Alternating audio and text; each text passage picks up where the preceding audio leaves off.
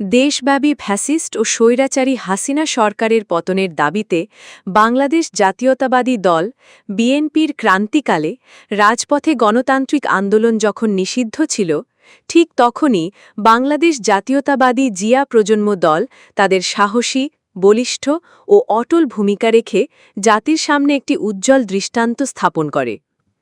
জিয়া প্রজন্ম দলের প্রতিষ্ঠাতা ও কেন্দ্রীয় চেয়ারম্যান মোহাম্মদ মাসুদের নেতৃত্বে দলটির নেতাকর্মীরা রাজপথে আন্দোলন, বিক্ষোভ মিছিল, প্রতিবাদ সমাবেশ, মানববন্ধন সহ বিভিন্ন কর্মসূচি অব্যাহতভাবে পালন করে আসছে। সরকারের দমনপীড়নের মুখেও তারা কখনো পিছু হটেনি।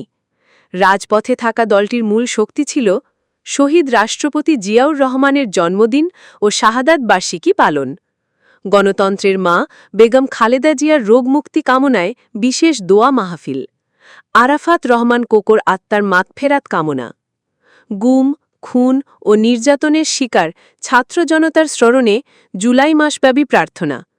ঢাকা মহানগর সহ দেশের প্রতিটি জেলা, উপজেলা ও থানা পর্যায়ে জিয়া প্রজন্ম দলের আওতাধীন কমিটিগুলো বিক্ষোভ মিছিল ও রাজনৈতিক কর্মসূচিতে সক্রিয় অংশগ্রহণ করেছে।